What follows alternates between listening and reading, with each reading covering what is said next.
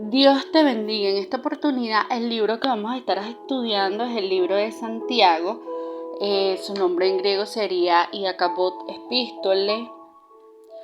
Y el autor de este libro es Santiago, el hermano de nuestro Señor Jesucristo. El año que se escribió aproximadamente fue en el año 4850. De hecho, es uno de los libros más antiguos del Nuevo Testamento. El lenguaje que se utiliza para esta epístola es el griego. Las palabras clave que usted puede encontrar aquí una vez comience a leerlo serían fe, riqueza, lengua y orgullo. El tema central de este libro, la fe genuina que obra diariamente según el poder de Dios.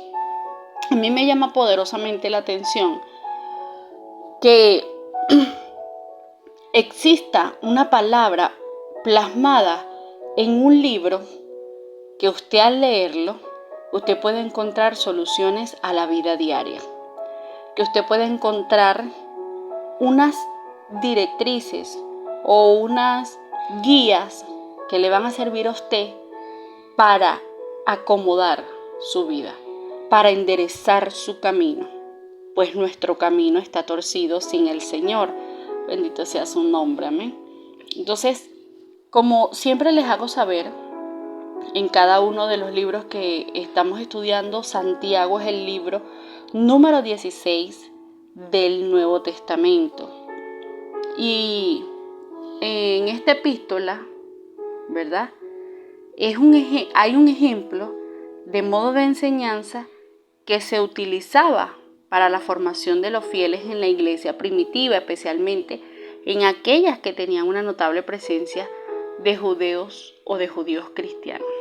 Acuérdense que estos libros se escribieron en el primer siglo, cuando se estaba formando la iglesia primitiva, y como se los he hecho saber en otros audios, de otros libros que hemos estado estudiando, había mucha manifestación de doctrinas extrañas que se querían colar en la iglesia del Señor Jesucristo, como lo hay hasta el día de hoy.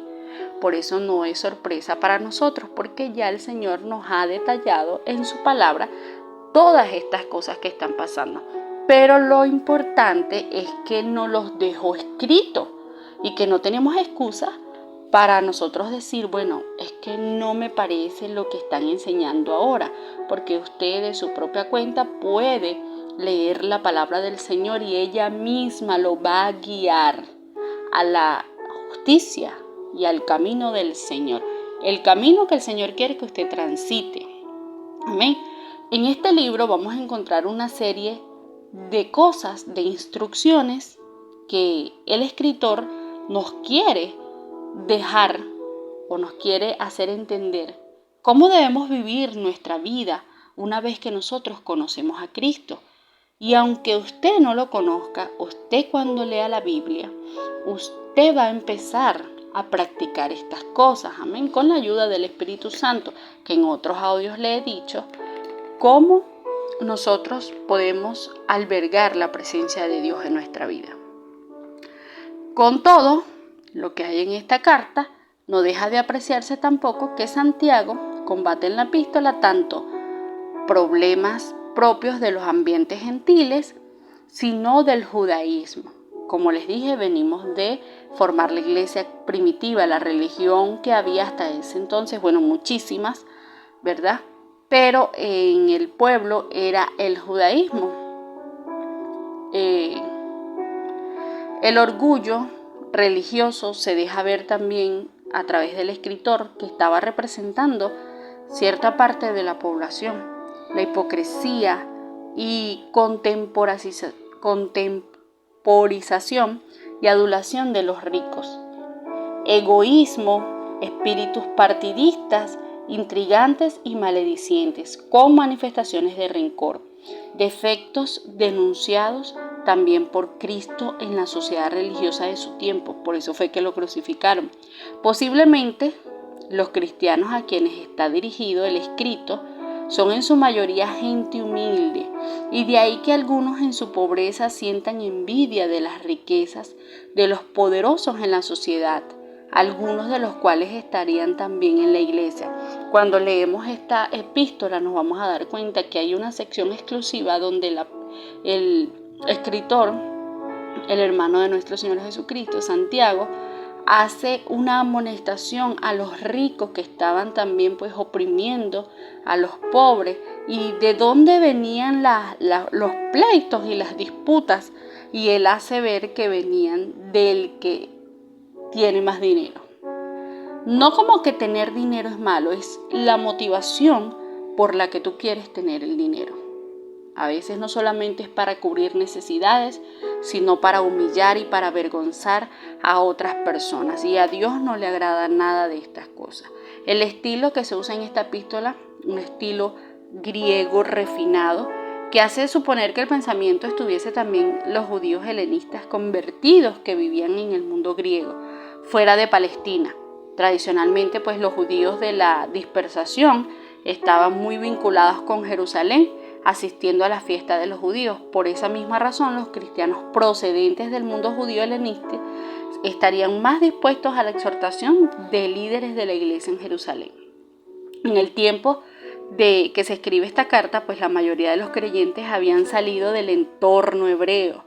Los primitivos cristianos convertidos en Jerusalén habían sido esparcidos por Judea y Samaria a causa de las persecuciones de Saulo.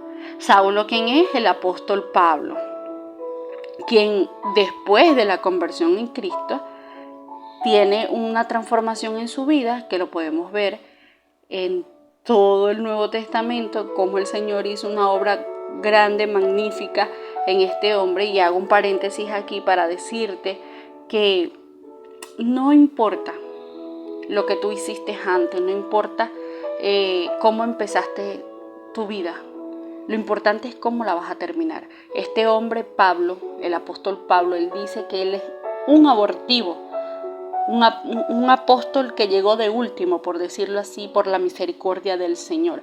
Pero era un hombre que perseguía a la iglesia de Cristo, al punto que consentía en la muerte de los cristianos, de los que profesaban la fe. Y él creía que haciendo eso, pues le estaba haciendo un favor al Señor. Y Dios trató con ese hombre y hizo una transformación maravillosa. Por eso que cuando la gente dice, ay no, que pero ahora este era no sé qué, era malandro, era X, Y, Z, la mujer era prostituta, drogadicta, cuántas cosas, y ahora es evangélica. Bueno, dele gracias a Dios que un alma que estaba perdida, que estaba muerta en delitos y pecados, Dios la transformó y esa persona se dejó transformar y ahora ya dejó de hacer lo malo para hacer lo bueno. Cuando usted ve a una persona así, usted alégrese, no lo critique, alégrese, porque es un mal menos para la sociedad. Es una persona que se ha apartado, ha sido apartada, ha sido escogida por Dios para el bien. Amén. Entonces alégrese, no lo critique. Ahora sí, prosigo. Entonces, algunas de estas personas llegaron incluso a donde nació la iglesia por testimonio de estas personas. Como cristiano no se distingue de los que más tarde se incorporarían a la iglesia procedente de los gentiles. Acuérdense que en Cristo somos uno solo, tanto judíos, griegos, siervos, esclavos, libres, gentiles, todos somos uno solo. Cuando venimos a Cristo no hay diferencias entre uno y otro. No hay diferencias. Ante el Señor somos un solo pueblo, somos un solo cuerpo. Bendito sea su nombre, amén. Y aunque esta carta fue dirigida a los creyentes, en esa oportunidad pues se le conoce también como una carta universal, es decir, una carta que está dirigida a los creyentes en Cristo en todos los tiempos. Amén. Qué alegría, qué felicidad. La estructura de este libro es: Santiago saluda brevemente a sus oyentes, luego los instruye acerca de las pruebas, la naturaleza de la fe verdadera, la lengua indomable. ¡Wow! Cosa que nos cuesta sujetar la lengua. La lengua. Hay que aprender a sujetar la lengua. En esta epístola usted va a encontrar unas amonestaciones, unas exhortaciones acerca de cómo usted debe sujetar esa lengua para que no cause daño por ninguna parte. La sabiduría que procede de Dios, el orgullo frente a la humildad y advertencias a los ricos, porque había mucha presión de los ricos sobre los pobres. Y entonces el Señor, pues a través del apóstol Santiago, hace una amonestación a este grupo. La paciencia que persevera y asuntos misceláneos, y luego ofrece una breve conclusión. Y en esa breve conclusión nos hace un llamado a ganar almas, a ganar personas que se han apartado,